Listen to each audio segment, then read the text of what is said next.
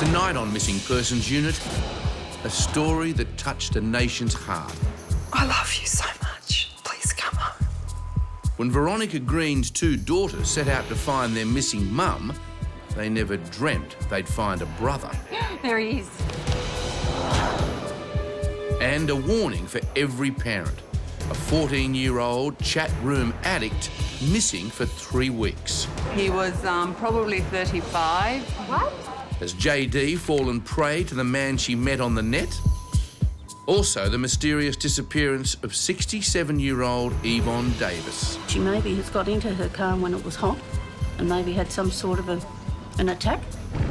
Plus, the American engineer lost in the Blue Mountains. Occasionally we'd find a log with some moss torn off it. He dialed 000, but just how long will his phone battery last? Chances are that, yes, come tomorrow or come the day after, you might be looking for a body.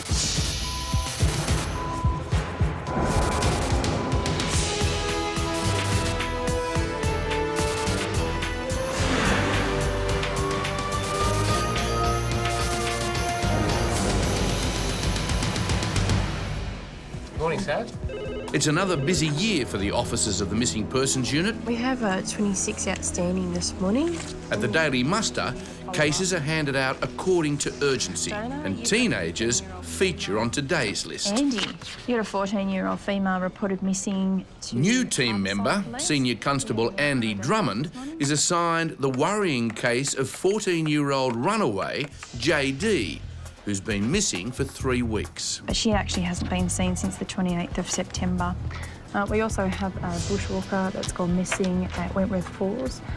Mandy Gale is off to the Blue Mountains to help in the search for American bushwalker Kevin Moran, who's been lost for 3 days without food and water. We're just waiting a result from the rescue coordinator for that. Senior Constable Helen Nugent from the Victoria Police is in town on business.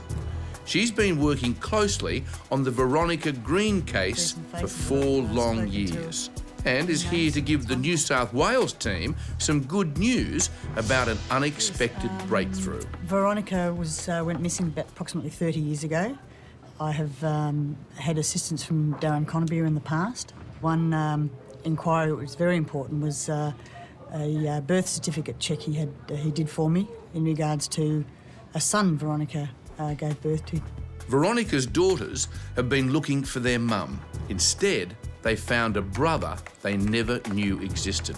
Their hope is that their brother will actually agree to meet them and that their long-lost mum, Veronica, will see the reunion on this program. 30 years is a long time to be missing your mum. Excellent. We have a good day. Thank you. It's a great long-term result, but the current cases are today's priority, and none is more urgent than missing 14-year-old schoolgirl JD. Hello. Yeah, good morning, Ruth. My name's Andrew. I'm ringing from Missing Persons. How are you this morning? I'm good, thanks, and you? Andy calls her distraught mum, Retha, who last saw her daughter weeks ago. Have you heard anything from her at all? Nothing, no. Okay, she hasn't been in contact with you at all? About last Sunday, not this one, the previous Sunday, she sent me a text message. That short message from JD is the only contact Retha has had with her daughter in 3 weeks. Did you say where she might be at all, or where she might be staying with? No, unfortunately, it was a text message from a public telephone. We could probably be over there by about 10:30, 11 o'clock. Okay then. Bye-bye. Right, bye. Mum and Dad have been looking around streets for her. They've tried to contact her friends, and they've also tried to contact her on a mobile phone, but her mailbox is full, so at this stage, the whereabouts are unknown. The truth is, JD is a serial runaway. But Andy's worried because she's never been missing this long before. Sergeant Helen Nugent from Victoria Police has been investigating the sad case of missing mum Veronica Greene for years. The case of Veronica Green certainly has had some twists. I've made inquiries almost in every state in Australia, the majority of them being here in New South Wales. I've also gone up to Alice Springs, and there's still more information coming in. So here's this old album. Last year we met Veronica's daughters, Jackie and Penny, who've been waiting for their mum to return home for 30 years. The night before she left, I thought I'd ask her. Mummy, would you ever leave us? She said, don't be so silly. And she never finished tucking me in, you know, and she walked out the door so fast. And the next day that was it, you know.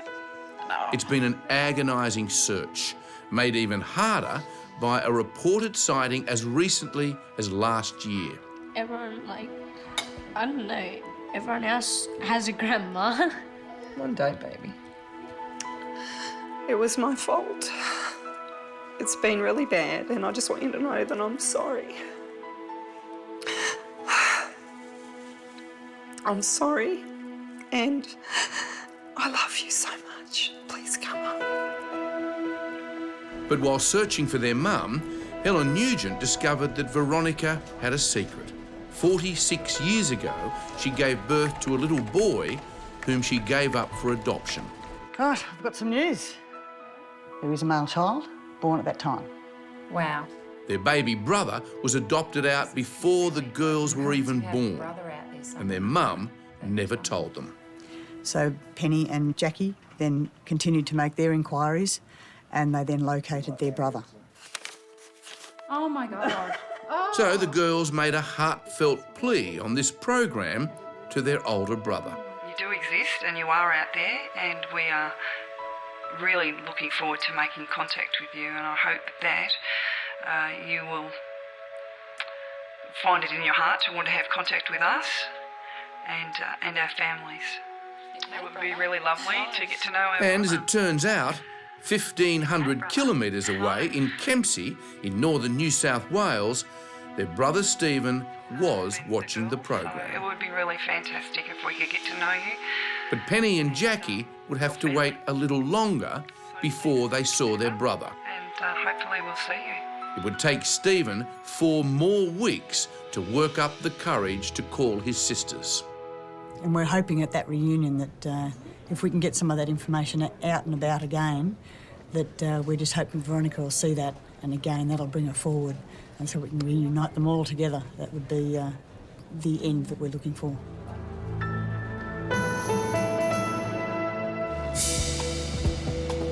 In the worrying case of missing teenager JD, Andy's making an urgent trip across town to interview her mum, Retha. This is getting close to probably 2.5 weeks, pushing 3 weeks, and 14-year-old girl, not much money. I'll have some. I'll definitely be a little bit worried about her well-being at the moment.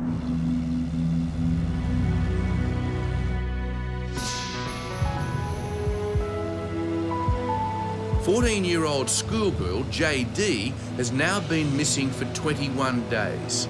As Andy makes his way across town to question her mum, Retha, he knows every minute is crucial. She's run away on prior occasions, but she's always come back when she's needed money.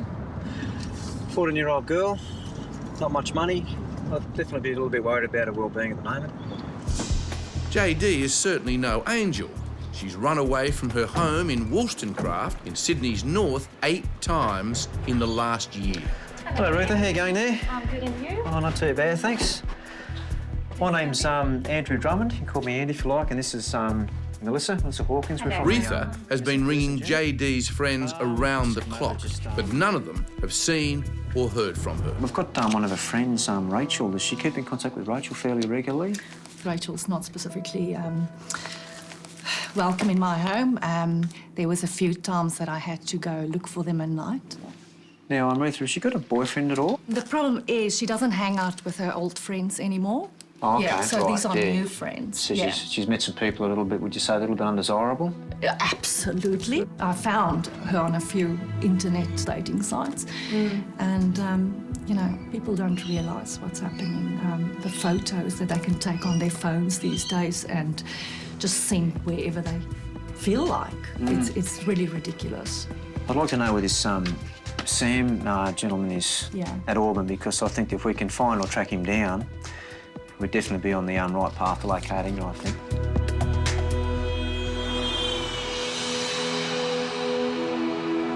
Meanwhile, back in Kempsey, In the case of Veronica Green, Stephen is still stunned at the news he has a new family. He's our full brother. When I first got told about it, I didn't know what to believe. I got like a high-speed, finding out your adoption process type thing, didn't I? For 46 years, Stephen, who's a community worker, has been living with his family in northern New South Wales, unaware he had two sisters living in Victoria. Bye, Dad. Or that he'd even been adopted. It's like something you churn up many different emotions at once and you're just sort of left muted in a way by it all. Gee, I don't know really how to feel about all of this, I'm just not sure. It's not like I can go to anyone and say, well, when this happened to you, how did you feel? And that's what the girls feared most, that once they had rung Stephen, the shock might scare him off. I had a real sinking feeling when I realised he didn't know he was adopted, and suddenly all these negative emotions came about because suddenly I thought, my God, what are we potentially doing here? This could be bad. When I first got told, I could have died too, I suppose, in some ways, the shock. Just finding anything out of a large consequence will give you any big shock. As the weeks went by, with still no word from Stephen, the girls wondered if they would ever get to meet their brother. Meanwhile, in the search for 14-year-old runaway JD, Andy and Melissa organised to meet North Sydney detectives John Cosgrove and Guy Flaherty, who've been following up the new lead on JD's friend Sam. When it comes back, this Sam Blake's an 18, 19-year-old bloke with a WRX. We're mainly looking at trying to confirm his location. JD's friends tell police Sam lives in Auburn and drives a Subaru. Car's yellow, we don't have any rego number or anything like that. I was hoping to wait and we get those IRS records back. Sure. Once we know that, then at least we can target rather than looking for a Sam. Yeah, I've sent off a compliance request off to the Commonwealth. They're going to get back to us hopefully pretty shortly. If she's out at Auburn Way, at least we know she's out there, so I can send her inquiries in. Yeah. With the bank search underway, Andy and Melissa hit the streets. We're going to head out to Auburn and chase the photo around and probably speak to the police out there. We hope that we're going to be able to identify where she is, and certainly some of the indicators are that she is accessing her phone and things like that, but we are worried, given her age.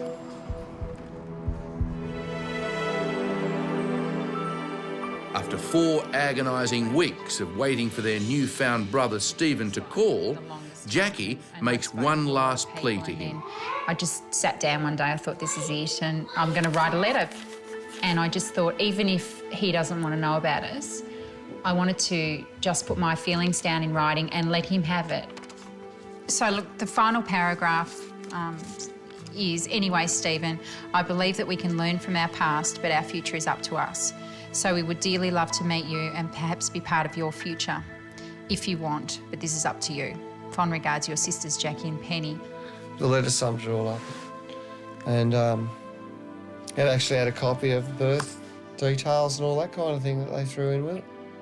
So there was no disputing, no problems anywhere, So the girls have convinced Stephen he is their brother. Now they just need him to call. Back on the case of 14-year-old runaway JD... And there's a couple of pool halls down there, I think. Andy and Melissa have taken their search to Auburn in Western Sydney, where she was last sighted with her friend Sam. Shopping centres or the areas around here at all? Got some concerns for a young girl that's run away. She's been missing for a while, a couple of weeks. Have you seen her at all around the area or in the shops? You might have come in to get some alcohol. No. If you do see, can you just give Auburn Police Station a call? Have you seen this girl at all? Did she get Then, after hours of questioning, the breakthrough they've been hoping for.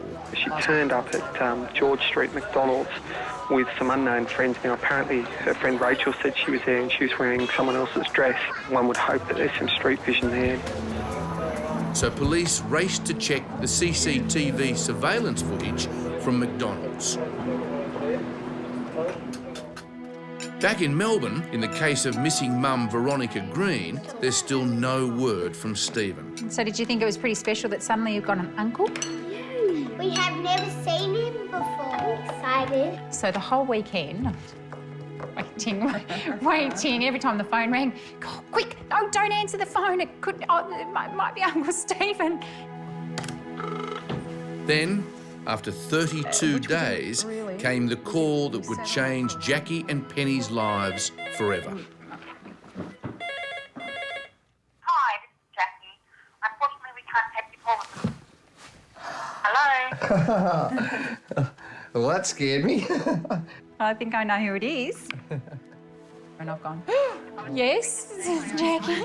I'm thinking, I know it's you. And he said, my name's Steve. And I've gone, oh my God, I've been waiting for you to ring. What's the tone of her voice? It sounded really... It's just like he has known them for a long time. It was just that free speech and... At least on the phone and that, she sort of reminded me of me. And I'm thinking, gives you a funny little weird burning feeling behind your ears, you know, sort of uncanny feeling. And now it'd be lovely if Mum saw us all, you know, united, and we're her only 3 children. Now all that's left to do is set up a meeting and hope their mum Veronica will be watching it somewhere. Back in the case of missing 14-year-old JD... We've got those tapes today. If we could get you to have a look through from the council and see if we can find JD on there. You happy with that? That'll be excellent. Her mum, Retha, has arrived at Harbourside Police to view the CCTV tapes. She might be in company of other people that we can identify that may have assisted us. Might get lucky enough to pick a motor vehicle. She might have been captured getting in a particular motor vehicle. We'll follow that line of inquiry up with registration. You know, if only I knew what she was wearing, you know. A desperate mum scans every last frame of footage but can't see her daughter anywhere. As strong as she thinks she might be, you're not strong in the city, and you know, and obviously you're gonna get in touch with all kinds of dodgy things, and they'll find a way to convince her of whatever the case might be. And you know, I mean, gosh, you don't know what you're gonna get. It was my fault. It was my fault. Back in the case of missing mum Veronica Green, And I just want you to know that I'm sorry. Stephen finally decides it's time to put aside his fear I love you so much. Please come. and organises a meeting with his sisters. Hello. How you going, Jackie? Are you excited? It's going to be good fun, isn't it? Yeah, I think so. I'm really looking forward to it. I don't think there's going to be any sleep in our house tonight. You gonna try and spot me out in the crowd? I sure am. I feel like I know you really well. I was saying something like that a little bit earlier. Even though we haven't met, I've got a bit of a bond with you just over the phone. We talk. For 2 weeks now, they've been sending each other photos. Gee, she looks a lot like Jackie in that photo, doesn't she? Yeah. And the family resemblance is striking. Mummy said he's got blue eyes and blonde hair. Like me, blue eyes, blonde hair. But that was me when I was little. They take on a bit of a different significance now. It sort of captures all those years lost. It's It does. 2 families, You're the most beautiful little baby. 2 lifetimes of memories to share. What a bonus. We now have our, you know, full biological brother that we now can share a life with as well. A lot of catching up to do to tell each other about one half our life, and now we've got the other half our life to enjoy with each other. That it's come to this and that we're about to meet him is absolutely the best possible, you know, ending. Result, the best possible result.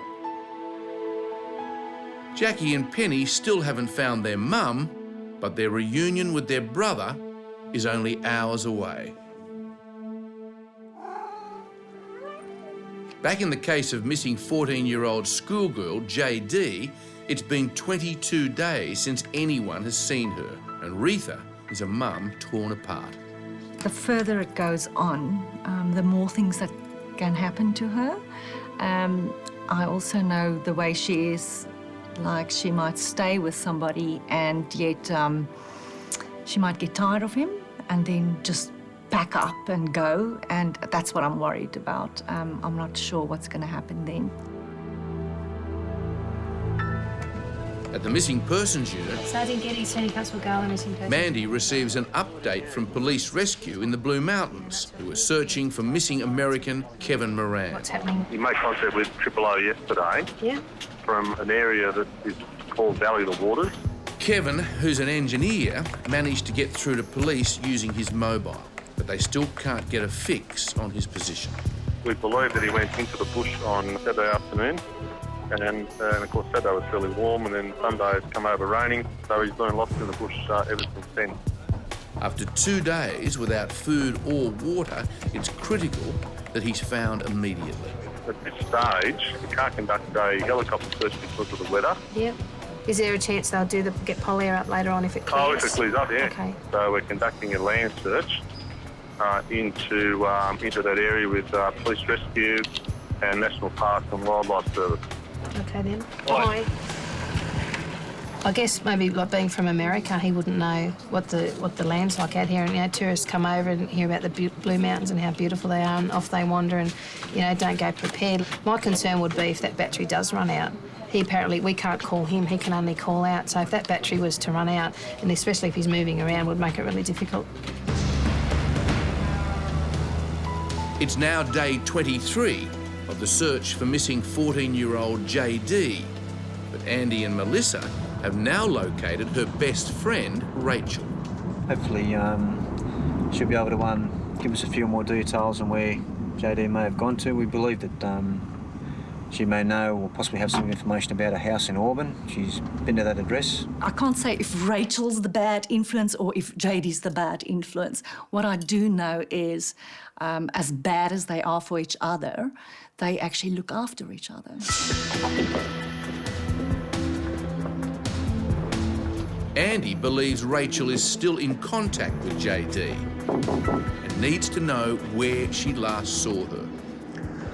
Hi, Rachel. My name's Andrew and this is Melissa. We're from the Missing Persons Unit. We just come around. We're just going to ask some questions about your friend JD. Just wondered if you'd heard from her at all. Is your mum home? Yeah, she's just downstairs. OK, can we come in? Yeah, sure. OK. It's a worry, isn't it? Like, people come out from other countries and they have all their tourist spots they want to go and visit. Meanwhile, in the case of missing American bushwalker Kevin Moran, Mandy and John are heading to the Blue Mountains to join the search. Always safer if you're two of you. Or... Kevin went walking alone 2 days ago. He told no one and went totally unprepared. Fairly hot weather the day he went missing. We don't know at this stage a lot of information, so we'll be able to confirm that when we meet up with the control and the command post. At Wentworth Falls, the search has been underway since daybreak. Track put is out. There's no actually defined track. Superintendent Mark McCullum has been monitoring Kevin's calls for help to OOO. Generally speaking, mobile phones don't work in those areas because of the terrain. So we're just lucky that this fellow, in fact, was able to get out on a mobile phone. The signal from these mobile phone has been triangulated from a tower here and a tower here to be in this target area here. It's a huge area to search. There's boulders, there's trees, it's foggy and I'm lost. So that was the sort of messages that were coming to us. Nothing distinctive as to where he was, which will give us a fix of exactly where he is.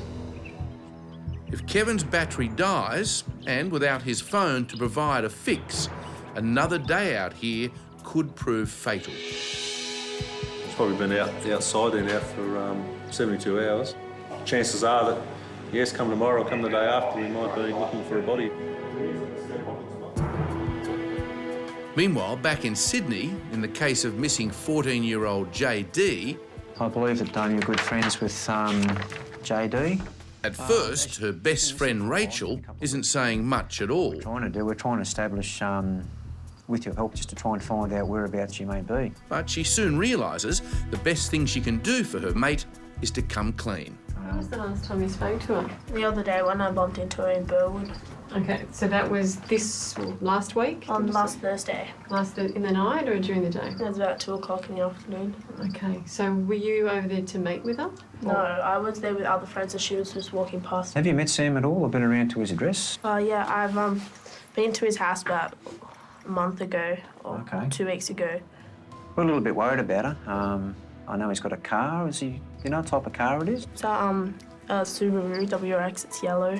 We might just have a little bit of a drive around today and try and locate him. It's a good result. Okay. Andy and Melissa have now confirmed the connection between JD and Sam with a fresh sighting. In the case of missing bushwalker Kevin Moran, when Mandy arrives at the Blue Mountains search base, she receives some great news. We found him. You found him. Is he well? Is he not well? Yes, he's fine. Excellent. He's fine. He's a bit wet. He's a bit tired and he's a bit scratched, but otherwise he's okay. Well done. Kevin's also hungry and dehydrated. He's told rescuers he walked about 40 kilometres, but he's really been wandering in circles for 3 days. It's taken our rescue guys about 3.5 hours to get to there. How far is that from where he left to where he is? It's only about 2 kilometres away, really, in real terms. The search team has found him alive and just devising a method of retrieval. But with bad weather closing in, it'll be tough getting Kevin out before nightfall. Back in the Blue Mountains, the fog is finally lifting, so Polair flies in to start searching for lone American bushwalker Kevin Moran. They've been contacted to try attempt a retrieval at the grid reference 552632. If it's not possible to pick him up, it'll be a walkout, an estimated walkout of 5 hours. As a backup, police have sent a rescue team in on foot, but after 2 nights in freezing conditions, a 5-hour hike out is too much. So Polair is Kevin's fastest route to safety. Because they have the winch there, they're able to probably take one at a time and they'll drop them up to a park, I believe Murray Park, which is close by, so they'll sort of pick up, drop off, pick up, drop off. So hopefully we'll get up there and we might be able to see them. This rescue mission will only succeed if the cloud cover continues to clear. Meanwhile, back at the Missing Persons Unit, Senior Constable Gary Melchiori is briefed on a breaking case. Last contact 3 days ago, but no family member's been able to raise her or contact her at all for the last 3 days, and that's out of character. 67-year-old mother Ivon Davis has vanished after leaving work. Hello, Raymond. How you going? All right, it's Gary Melchiori here from New South Wales Police Missing Persons Unit. How you going? Yeah, okay, mate. Gary's hoping Yvonne's brother Raymond might have some information. She's got a partner of about 30 years and they live together at Brighton. Okay, and he rang yesterday morning. Very concerned, but he hadn't seen or heard from her. Yeah, okay. She works for a marketing firm and she goes from shopping centre to shopping centre. So 9 a.m. Monday was the last time she was seen. On the day she disappeared, Yvonne was working at a shopping centre at Botany, just 10 minutes from home. The brother's going to the shopping centre car park to have a look for his sister's vehicle. It's unlike her character to not return home after work each night, and the partner has real concerns for her safety. Up in the Blue Mountains, Polair has arrived to rescue Kevin Moran. But the heavy cloud cover is making it hard to spot him and the rescue party who've gone in on foot. They're having a lot of trouble finding where the rescue party is, even with trying to let off smoke flares and everything. Probably 5. I'd probably prefer if they can actually have a clear indication of hearing us first, just in the event that we're in the next valley or something. The ground party are going to let off a flare just so Polair know exactly where they are. If Polair can't see the flare, they'll have to pull out, leaving Kevin and his rescuers a 5-hour walk in the dark. Or maybe another freezing night in the bush. Polair finally spots the smoke. Now, got the signal sighted. We'll just do a quick assessment of it and just see what we think here. And we'll get back to you, but we definitely do have the 3 persons located as a group together, and we'll just do an assessment on the recovery of all 3 persons. As Pol Air hovers below the clouds, and with the weather closing in, the window for recovery is getting shorter by the minute. In the case of missing woman Ivon Davis, Gary and Darren are heading to the shopping centre where she was last seen.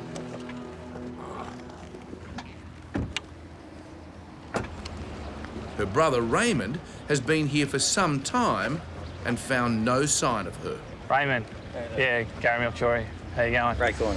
Have you had a search around the car park? We've searched every parking spot in the place. We've spent over an hour looking, but found nothing. What's this car we're looking for, mate? Blue Kia. Blue Kia, is it? While Gary and Darren check the car park, Raymond continues his search, increasingly desperate for clues. She just come to work, and she worked till 9 o'clock, and then she left. No problems, no dramas. Got absolutely nowhere so far. Nothing at all. Everything's just a blank. Up in the Blue Mountains, after 3 days in freezing conditions, Kevin Moran is finally on board Pol Air. But now there's another drama unfolding.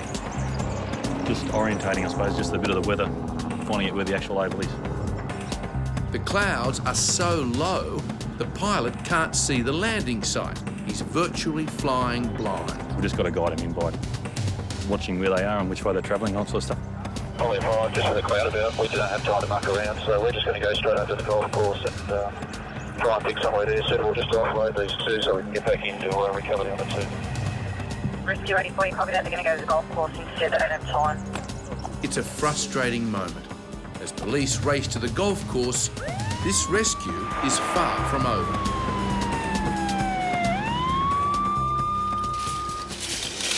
Back in the case of missing 67-year-old Ivon Davis, her sister Beryl has arrived to join the search.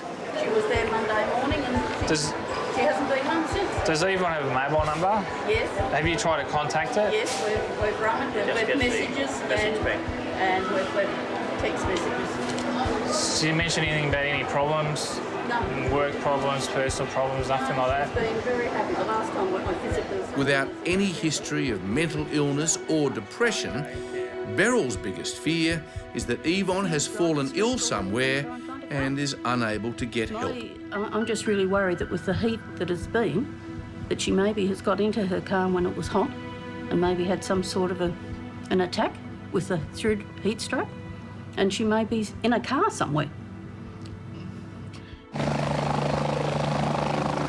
Pol Air finally lands carrying rescued American bushwalker Kevin Moran. You must be Kevin. Yes. Nice to meet you, Mandy. That's you. It's John. How you going? Sergeant Wheeling, pleased to meet you, hey? You look great, considering. Kevin might look all right, but he's shivering under his borrowed jacket, and there's the possibility that he's in shock and suffering hypothermia. Listen, we'll just do a quick check over this to make sure you're all right before we do anything else. He made a platform for the night, and he was a bit cold, and we cooked him up a feed, and Oh, you good? and got him. Yeah. This is this morning you cooked him up? sustenance. Yeah. That's great. We got to him about lunchtime, so So he obviously just intended to go for the day. day trip. Yeah. A one-day trip that turned into a 3-day nightmare. Won't be doing that again. The next job for police is to get Kevin indoors and warm.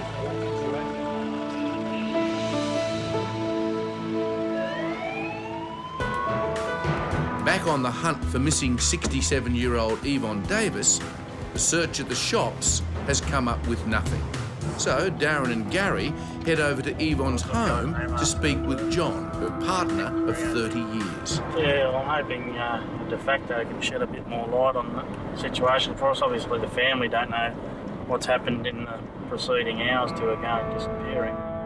But when they arrive, they're surprised to discover that in the 3 days Ivon has been missing, no one has checked her garage. Not even John.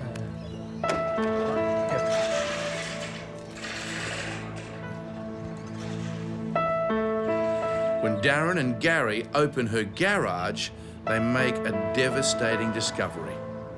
Yvonne's in her car, but she's passed away. The coroner will determine how Ivon died, but right now, Gary's priority is to care for the family left behind. Sort of got to get through it and just sort of comforting words more than anything else. And it sometimes does get a bit emotional, but you sort of got to take it in a bit and just there for more support than anything else for their families.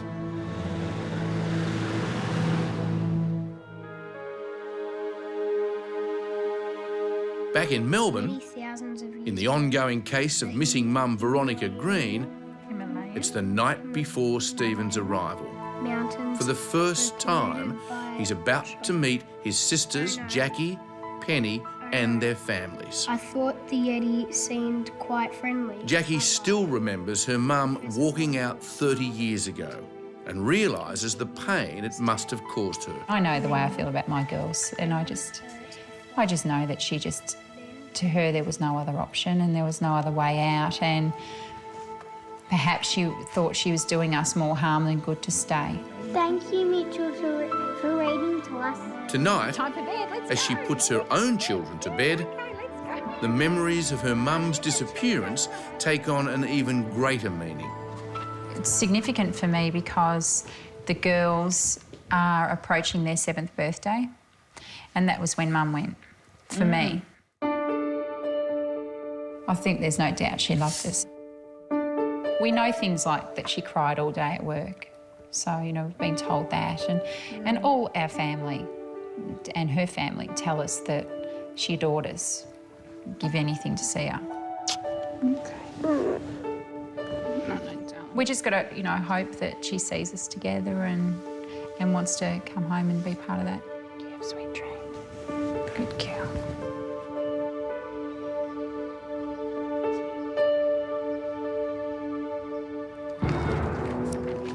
Up at search headquarters, as the rescue team begin to pull out, Sergeant Tony Geddes works to get Kevin Moran's core body temperature back to normal. They're boat shoes.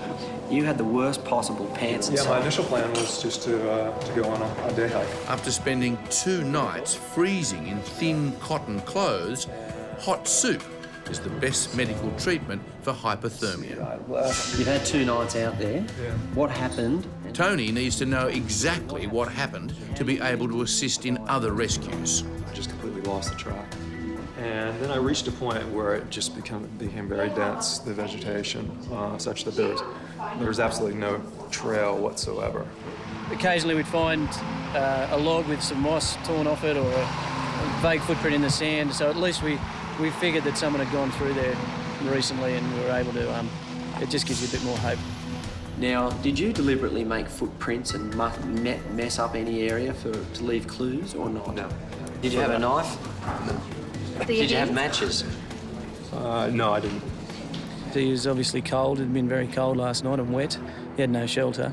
He was on a rock ledge near a creek line. It's clear to everyone how incredibly lucky Kevin has been to survive. Did you have any food with you? I had one muesli bar. Another 12 or 24 hours might have been a different story.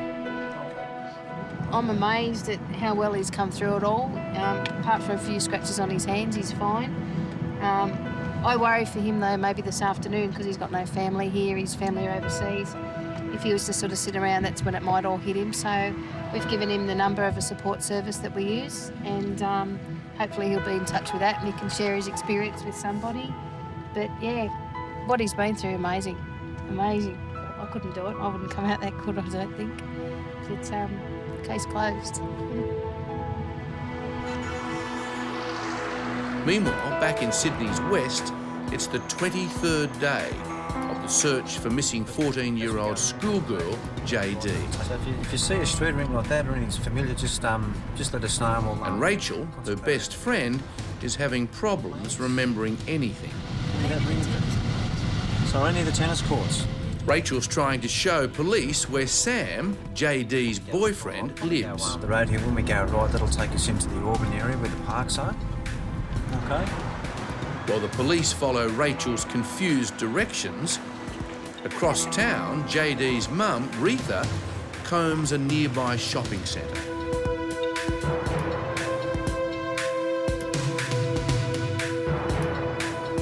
Back in the police car, Rachel's directions aren't getting any better. Is there a highway? Because I remember we were on a highway. Near Parramatta Road. But then, a breakthrough for Retha. Yesterday morning at about 11 o'clock, there was a young girl sitting at the back in the outdoor dining area. When I approached her, she said, I'm fine, I'm just waiting for my husband. She had a pink top and blue long shorts. She had a backpack, not this much blonder, but the face very similar. Where she was sitting? She was sitting against either at the table where those three people are or the table in front of her. What did he look like? I mean, he was probably 35. What? It's a positive sighting. But who's the 35-year-old man seen with the 14-year-old? Is it the same man she met on the net? JD, if you see this, I really miss you a lot. You know we all love you. Please come home. Please let the police know where you are. We need to know that you're safe at least.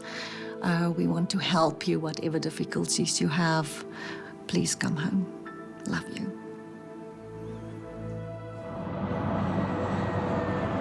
How you feeling, Pen? I'm starting to get Down in excited. Melbourne, a new chapter is about to begin in Jackie and Penny's search for their mum, Veronica.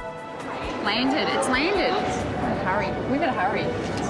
On board this plane is some pretty important cargo. The brother they have never met. I just feel emotional. Don't know why. I was really excited. Now suddenly I'm just feeling really emotional.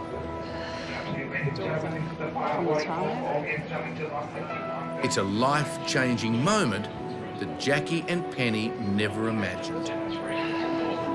There he is. That's him, definitely. Every year, over 30,000 people go missing.